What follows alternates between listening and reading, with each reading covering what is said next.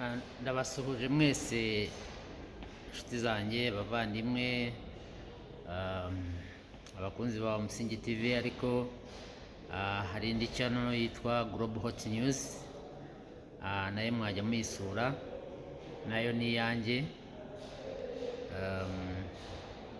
Nizere ko mumeze neza aho muri hose. Turabakunda cyane. Nitwa Gatera Stanley, nk'uko mumenyereye tugirana ibiganiro bitandukanye, yaba politike, yaba ubuzima, yaba imyidagaduro, yaba siporo, byose turaganira. Uyu munsi rero ni kuwa kane tariki 20 z'ukwa gatandatu.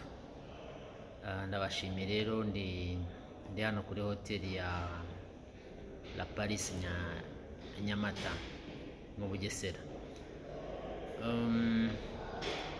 Mu minsi ishize hari inkuru nakoze ku Umusingi TV, ariko uyu munsi ndashaka gukora kuri Global Hot News. Nababwiye aba ariho muza kujya mureba aya makuru, munayisharinge, munakore subscribe.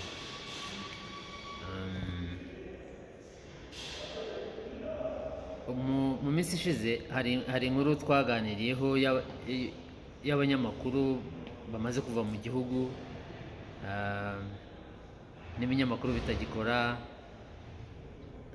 Nababwiyemo urutonde, ariko hari abo nibagiwe, nsaba ko nzongera nyisubiremo. Uyu munsi rero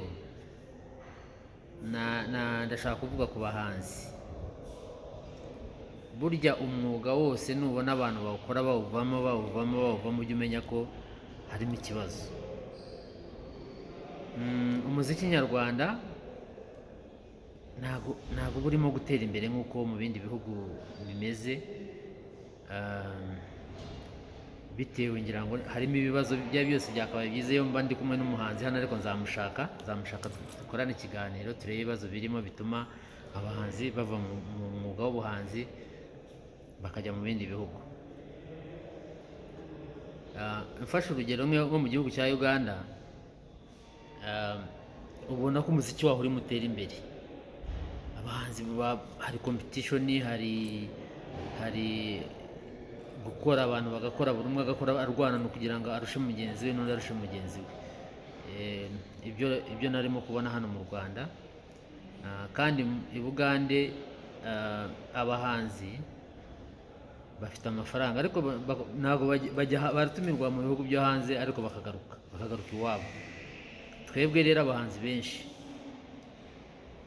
iyo bagiye, abenshi ntabwo bagaruka, abandi bakagenda kumva ngo baragiye.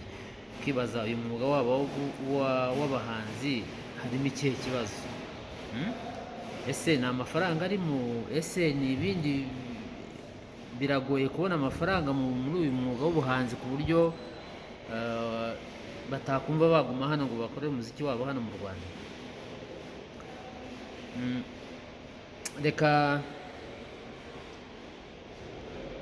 Reka mbanyuremo abo nibuka, wenda namwe muraza kunyibutsa, mujye hariya hasi muri comments mwandikemo abo mwibuka namwe, wenda abo nibagiwe munyibutse namwe. Ku ikubitiro jyewe ndahera ku muhanzi Kitoko. Yari umuhanzi abantu bakunda, ufite ijwi ryiza, ubona ari umusore kabisa, aririmba neza, ubona asa nkaho afite future mu muziki w'u Rwanda. Ariko kugeza uyu munsi, waba aheruka kumva indirimbo ye nshya, wenda yansharenginga hano akabimbwira ati ahangaha wapi.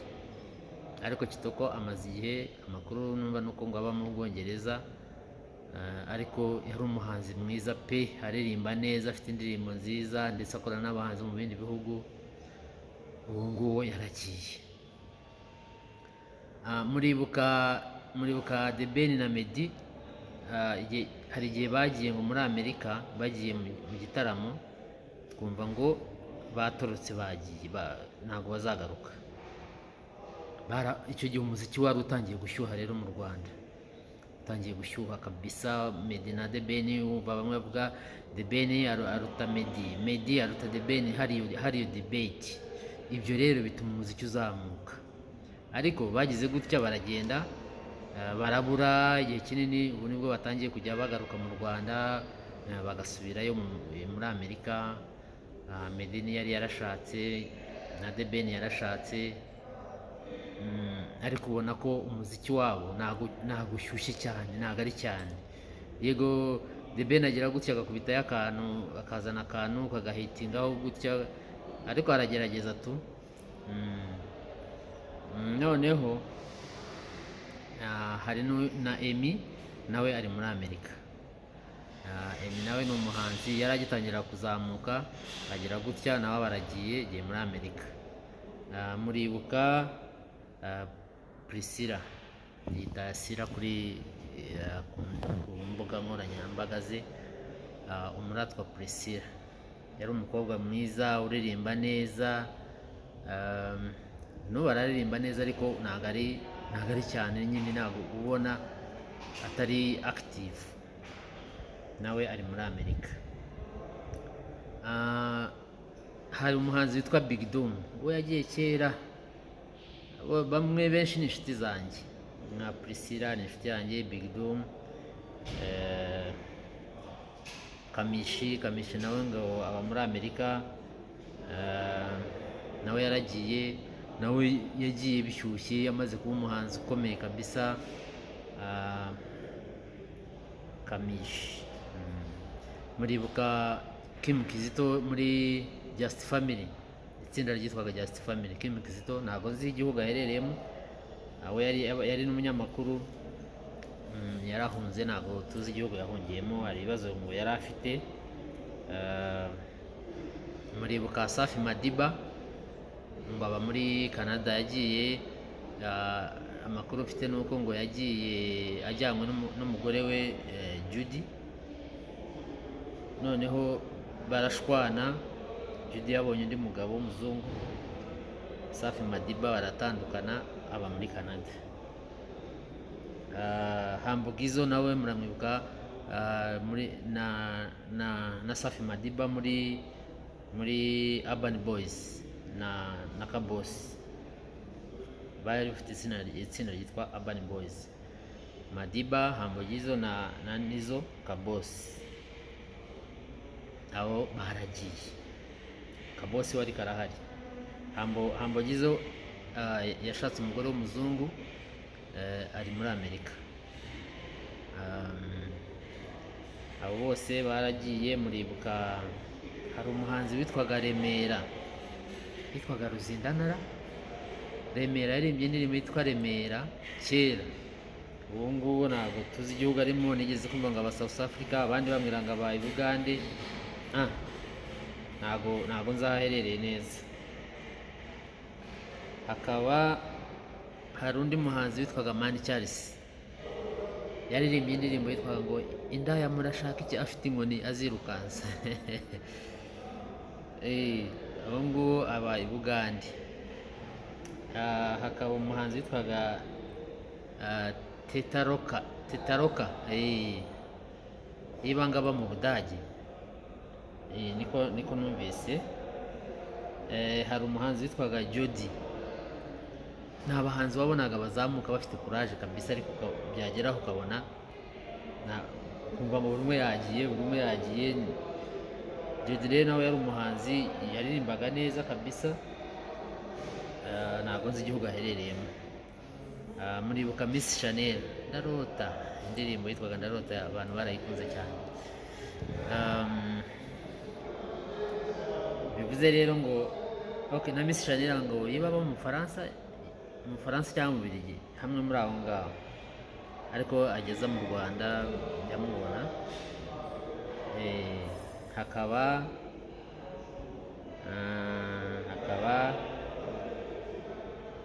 Alpha Rwirangira muramwibuka, muri Tusker Project Fame niho yamenyekaniye, aba umuhanzi, ariko aza kwiyemera ku banyamakuru. Indirimbo ze zibanga kuzicuranga, biba birebire, birangira ngo agiye kwiga muri Amerika, aguma iyo ngiyo. Hari undi muhanzi witwaga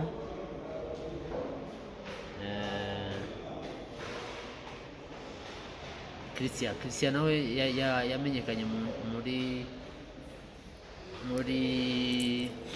muri Tusker Project Fame, nawe niho twamumenyeye.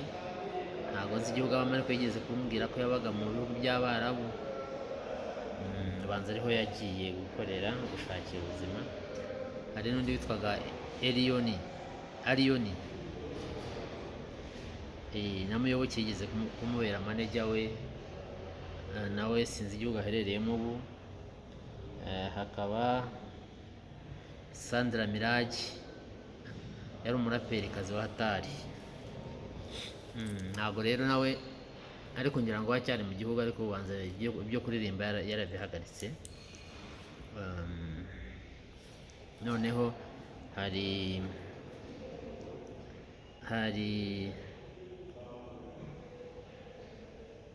ninde yunguyura Byumvuhore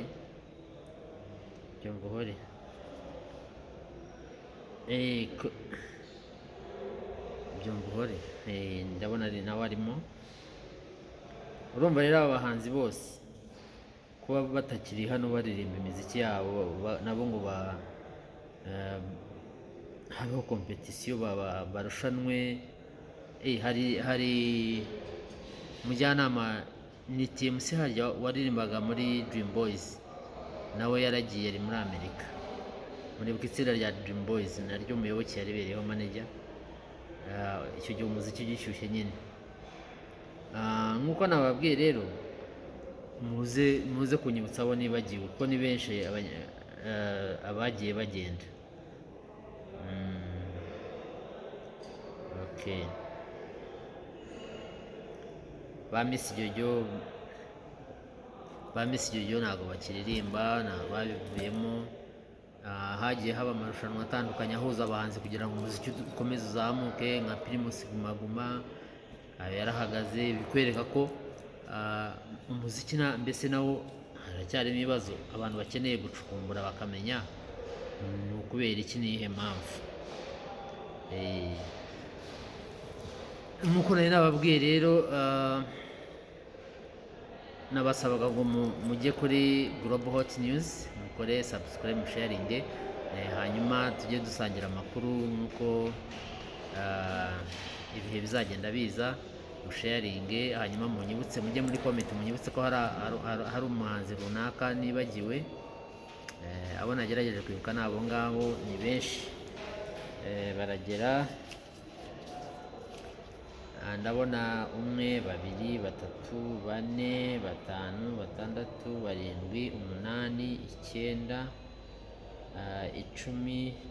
11 12 13 14 15 16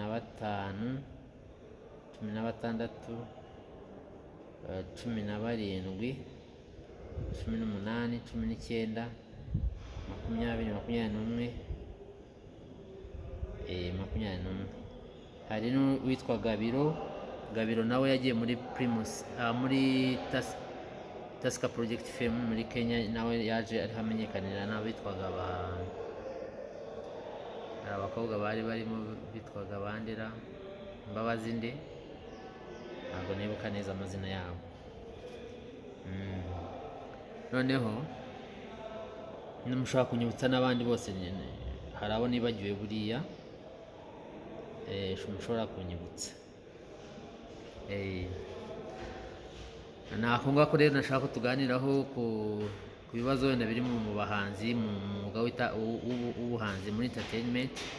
Nk'uko nababwiye abanyamakuru bagiye bagenda, n'abahanzi uyu munsi nibo ngezeho. Ushobora kunyibutsa abo wumva nawe wibuka bagiye, ariko bivuze ngo byakabaye byiza bari hano bagakora imiziki, hakabaho iyo hari competition mu mwuga runaka nk'uyu nguyu cyangwa ubucuruzi runaka, nibwo amafaranga aboneka, nibwo umwuga utera imbere. Reka rero mbashimire mbabwira ni mugire umunsi mwiza, murakoze, bye bye.